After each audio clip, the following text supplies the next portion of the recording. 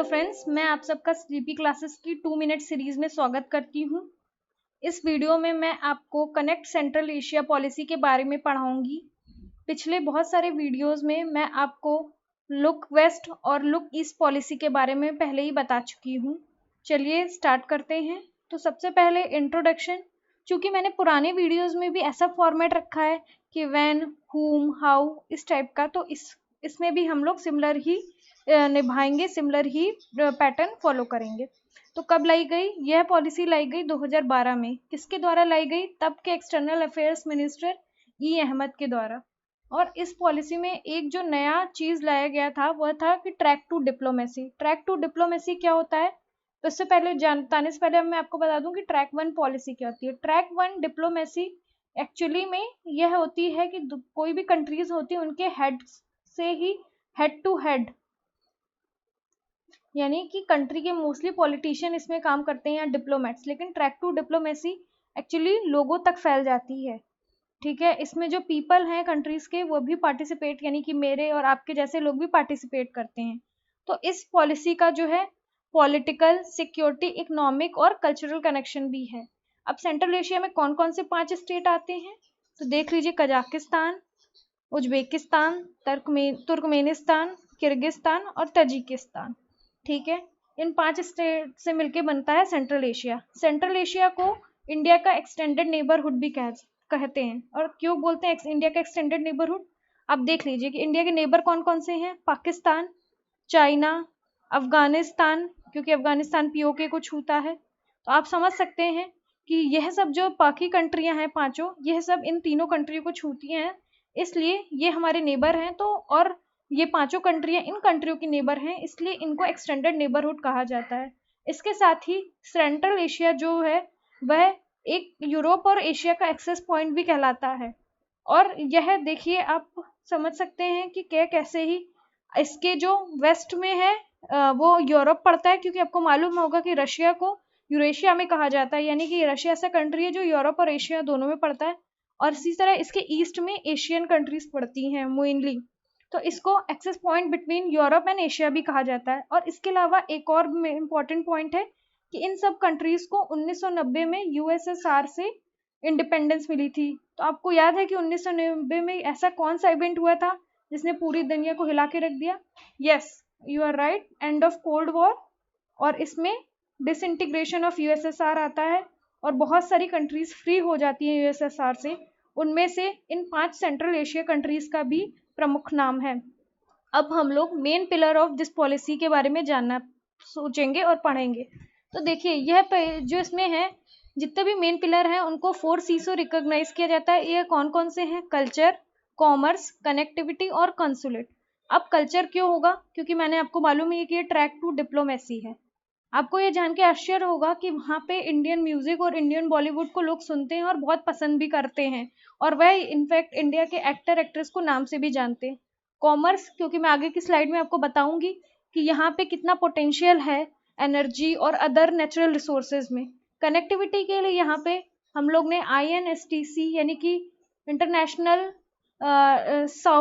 North south transport corridor का जो हम लोग ने सोचा है कि यहाँ पे कंस्ट्रक्शन किया जाएगा, लेकिन इसमें अभी बहुत ज़्यादा काम नहीं हो पाया है। और कॉन्सुलेट भी सोचा गया कि इस 5 कंट्रीज़ में खोले जाएंगे। इसके साथ ही साथ इंडिया ने यह भी बोला है कि यह इंडिया जो है वो ग्रेटर इंगेजमेंट करेगा और सिर्फ इन्हीं 4 जगह पे अपना इंगेजमेंट रिस्ट्रिक्ट नहीं रखेगा। तो कौन कौन एरियाज में ग्रेटर इंगेजमेंट करा जाएगा? Education, telecommunication, food security, E network, health, etcetera. I think यहाँ तक आपको क्लियर होगा। अब हम लोग आगे पढ़ते हैं री इन्विगोरेशन ऑफ दिस पॉलिसी, या फिर नवीनीकरण, या इसको कैसे और इम्प्रूव किया गया।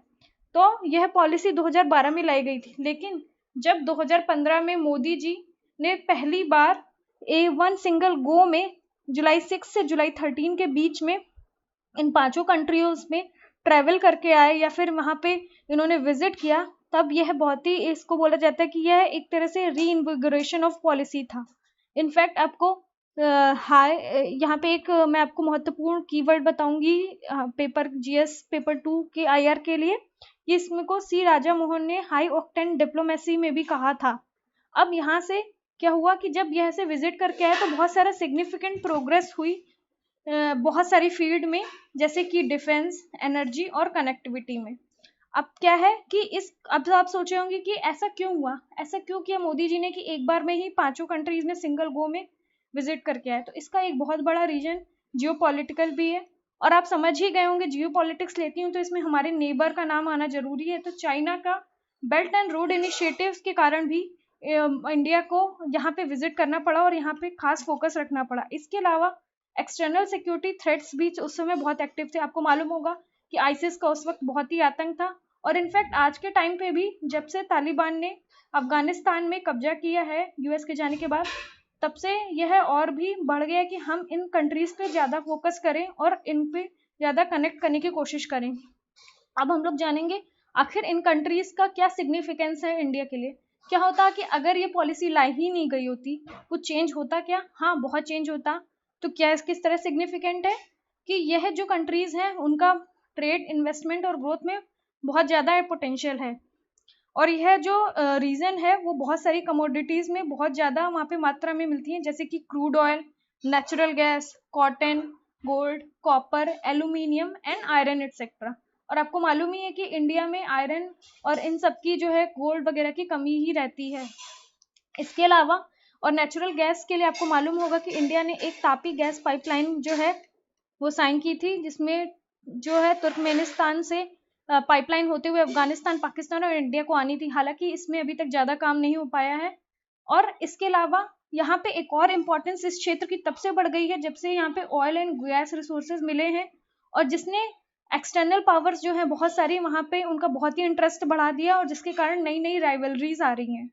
इसके अलावा मैंने बोला कि यह इंडिया का कुछ एनर्जी सिक्योरिटी जो कि इंडिया में बहुत कमी है, जैसे कि यूरेनियम, ऑयल एंड गैस, जिसमें इंडिया को बाहर से ही एक्सपोर्ट करना पड़ता है, उन सब में बहुत मदद करता है। जैसे आपको मालूम होगा कि यूरेनियम हम लोग वैसे कजाकिस्तान से मंगाते हैं अभी, लेकिन उससे पहले ऑस्ट्रेलिया और कनाडा से भी मंगाया जाता था। कजाकिस्तान से मंगाने के बाद यहाँ पे काफ़ी चीज़ें सुधर गई हैं।